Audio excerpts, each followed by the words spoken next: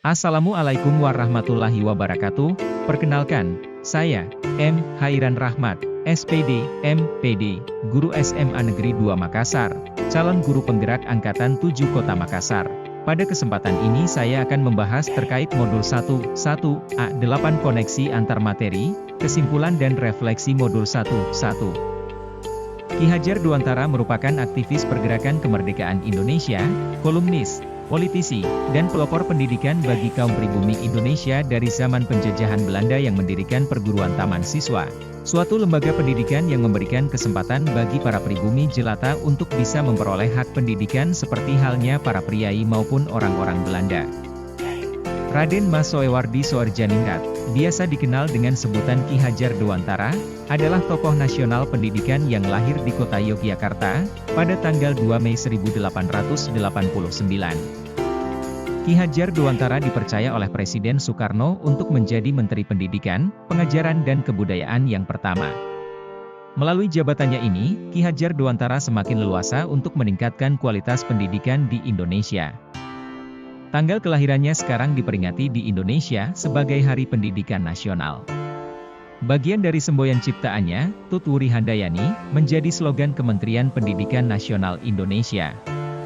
Namanya diabadikan sebagai salah sebuah nama kapal perang Indonesia, KRI Ki Hajar Dewantara.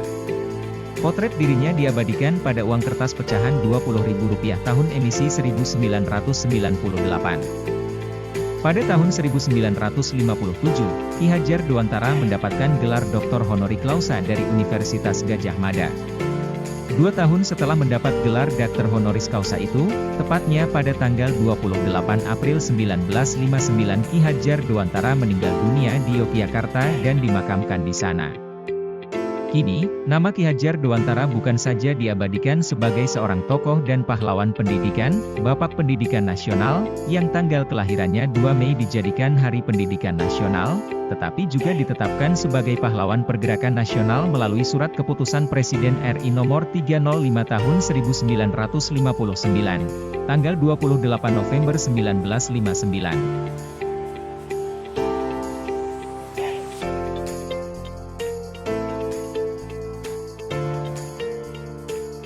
Ki Hajar Dewantara, KHD, membedakan kata pendidikan dan pengajaran dalam memahami arti dan tujuan pendidikan. Menurut KHD, pengajaran, onderwijs, adalah bagian dari pendidikan. Pengajaran merupakan proses pendidikan dalam memberi ilmu atau berfaedah untuk kecakapan hidup anak secara lahir dan batin. Sedangkan pendidikan, opvoeding, memberi tuntunan terhadap segala kekuatan kodrat yang dimiliki anak agar ia mampu mencapai keselamatan dan kebahagiaan yang setinggi-tingginya baik sebagai seorang manusia maupun sebagai anggota masyarakat. Jadi menurut Ki Hajar Dewantara pendidikan dan pengajaran merupakan usaha persiapan dan persediaan untuk segala kepentingan hidup manusia, baik dalam hidup bermasyarakat maupun hidup berbudaya dalam arti yang seluas-luasnya. Dalam menuntun laku dan pertumbuhan kodrat anak, Ki Hajar Dewantara mengibaratkan peran pendidik seperti seorang petani atau tukang kebun. Anak-anak itu seperti biji tumbuhan yang disemai dan ditanam oleh pak tani atau pak tukang kebun di lahan yang telah disediakan. Ki Hajar Dewantara menyebutkan bahwa pendidikan adalah tempat persemaian benih-benih kebudayaan dalam masyarakat. Ki Hajar Dewantara memiliki keyakinan bahwa untuk menciptakan manusia yang beradab maka pendidikan menjadi salah satu kunci utama pendidikan agar dapat menjadi ruang berlatih dan bertumbuhnya nilai-nilai kemanusiaan yang dapat diteruskan atau diwariskan. Dalam proses menuntun, anak diberi kebebasan namun pendidik sebagai pamong dalam memberi tuntunan dan arahan agar anak tidak kehilangan arah dan membahayakan dirinya. Seorang pamong dapat memberikan tuntunan agar anak dapat menemukan kemerdekaannya dalam belajar. Anak juga secara sadar memahami bahwa kemerdekaan dirinya juga mempengaruhi kemerdekaan anak lain.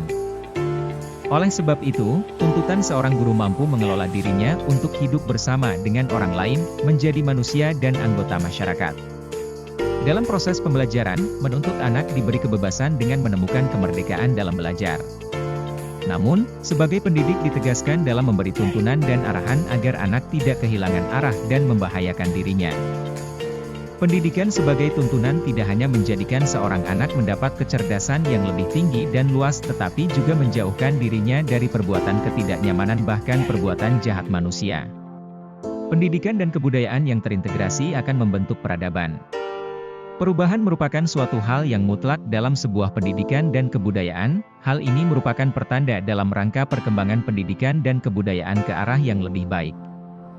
Transformasi pendidikan mencakup 3 kerangka perubahan Ki Hajar Dewantara. 1. Kodrat keadaan, alam dan zaman. 2. Prinsip perubahan, asas trikon, kontinuitas, konvergensi dan konsentris. Dan 3. Perubahan budi pekerti, budi, cipta, rasa karsa, pekerti, tenaga, raga. Pendidikan harus dilakukan secara holistik dan seimbang, sehingga mampu menghadirkan dan menciptakan insan yang penuh kebijaksanaan, di mana pendidikan harus berorientasi pada anak atau siswa. Sebagai seorang pembelajar, guru, harus paham terhadap peran kita dalam mendidik dan mengajar yang mampu mengakomodir kebutuhan siswa dengan berpedoman pada 3 kerangka perubahan Ki Hajar Dewantara yaitu 1. Kodrat keadaan, alam dan zaman. 2. Prinsip perubahan, asas trikon, kontinuitas, konvergensi dan konsentris. Dan 3. Perubahan budi pekerti, budi, cipta, rasa karsa, pekerti, tenaga, raga. Prinsip dasar proses pembelajaran menurut Ki Hajar Dewantara, seorang pendidik hendaknya memegang teguh pada 3 prinsip diantaranya adalah 1. Ingarso sumtulodo yaitu proses pembelajaran keteladanan atau contoh yang merupakan kata kunci kesuksesan dalam pembelajaran. Kemudian, seorang pendidik hendaknya mengacu pada prinsip kedua yaitu ingmadya mangun karsa, bahwasanya seorang pendidik hendaknya dapat menciptakan prakarsa atau ide-ide di antara orang lain dalam pembelajaran di sekolah sehingga dapat membangkitkan dan menimbulkan semangat dan minat belajar peserta didik. Selanjutnya, pendidik dituntut untuk dapat melaksanakan prinsip yang ketiga yaitu tutwuri handayani yang artinya dari belakang, pendidik harus mampu memberikan dorongan atau arahan. Perwujudan, menuntun, yang saya lihat dalam konteks sosial budaya di daerah saya yaitu penerapan nilai-nilai budaya lokal, Sipakatau, Sipakainga, dan Sipakalembi. Hal ini juga sangat relevan dengan trilogi pemikiran filosofis KHD yaitu, Ingarso Sumtulodo, Ingmadya Mangun Karsa dan Tutwuri Handayani. Nilai-nilai budaya lokal tersebut diimplementasikan dengan memberikan contoh atau teladan kepada siswa tentang adab, adat dan istiadat, kemudian membiasakan hal-hal baik tersebut, dan lain-lain. Guru sebagai pembelajar, harus paham hakikat sebagai individu yang selalu berusaha untuk mengembangkan diri. Keinginan untuk berubah setiap saat ke arah yang lebih baik.